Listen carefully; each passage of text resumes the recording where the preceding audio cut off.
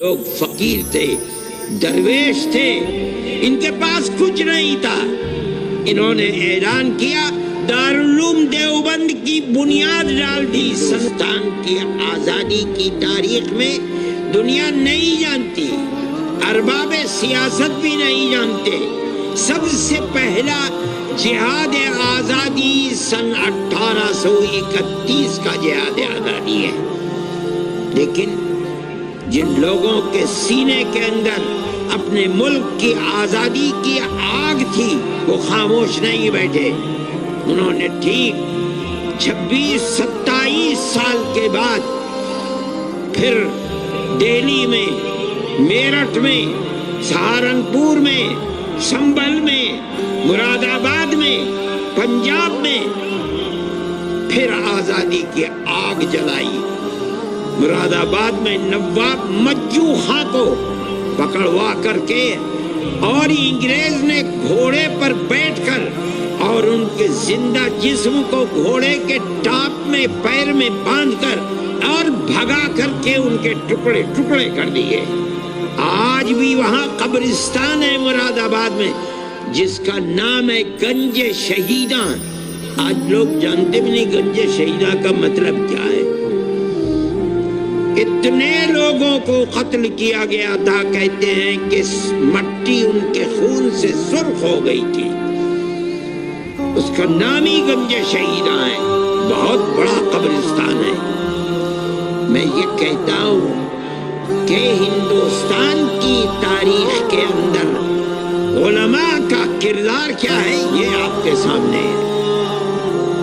ٹھیک ہے، اس کے اندر بھی 31 میں شکست ہوئی، سن 57 میں شکست ہوئی. مؤرخین لکھتے ہیں روح روشن مستقبل کتاب ہے، روشن مستقبل کتاب ہے، روح روشن مستقبل کتاب ہے. ان کتابوں کو آج بھی پرانی لائبریریوں کے اندر دیکھا جا سکتا ہے. سن 1857 کے اندر دلی میں صرف علماء 33,000 علماء کو شہید کیا گیا ہے. یہ آپ کی تاریخ ہے، دنیا جانتی بھی نہیں ہے. جب یہاں بھی ناکامی ہوئی تو اس کے بعد دارالعلوم دیوبند کو قائم کیا گیا.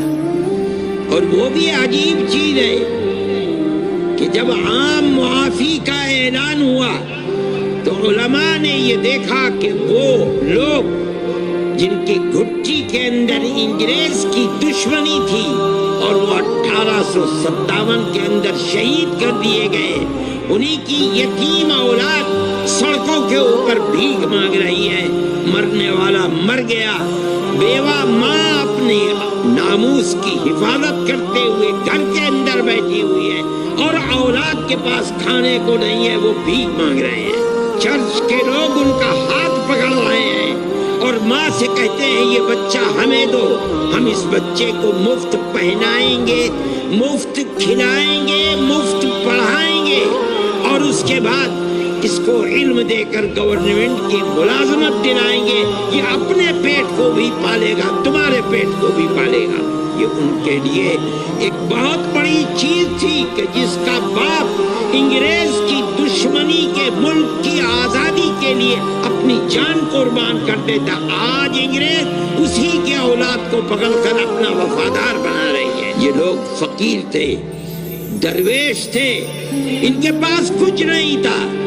انہوں نے اعلان کیا، دارالعلوم دیوبند کی بنیاد ڈال دی 1866 میں اور یہ کہا اپنی اولاد ہمیں دو، ہم اسے مفت پڑھائیں گے، مفت لکھائیں گے، مفت کتابیں دیں گے، کھانا دیں گے اور مجاہد باپ کی اولاد کو مجاہد بنا کر دنیا کے سامنے پیش کریں گے. وہ اس میں کامیاب ہوئے.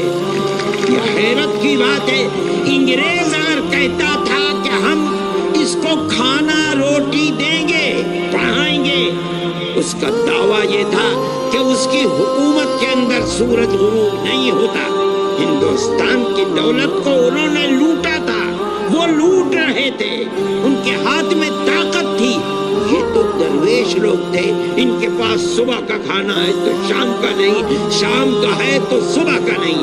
ان کے اندر کہاں سے یہ طاقت پیدا ہو گئی؟ لیکن آپ یہ دیکھیے، اور 150 سال کی تاریخ میں اس کے اوپر غور کیجئے، ان کے پاس خود کچھ نہیں تھا، انہوں نے مسلمان قوم کو تیار کیا اور کہا کہ ان مدرسوں کی حفاظت کرو، مجاہدین کے ان بچوں کے لیے چندہ جمع کرو، مجاہد کی اولاد کو ملک کے آزادی کے لیے جہاد کرنے والا بناؤ۔ لوگوں نے اپنے دل نکال کر دے دیے، اور 150 سال کی تاریخ میں آج تک دنیا میں یہ قوم کہیں بھی بس رہی ہے، ان مدرسوں کو چلا رہی ہے۔ یہ ان کی کرامت ہے۔ انہوں نے قوم کو یہ پیغام دیا کہ اگر اس مدرسے کی حفاظت کی تو تمہاری آنے والی نسلوں کے دین و ایمان کی حفاظت ہوگی، اگر یہ ختم ہو گئے، ان کے دروازے بند ہو گئے، تو تمہاری آنے والی نسلوں کے دین و ایمان کی بھی کوئی گارنٹی نہیں ہے۔ میں یہ بات کہتا ہوں کہ ملک کا وہ سیکولر دستور جس کے اندر اقلیت اور اکثریت نہیں بلکہ اس ملک کی حفاظت چھپی ہوئی ہے،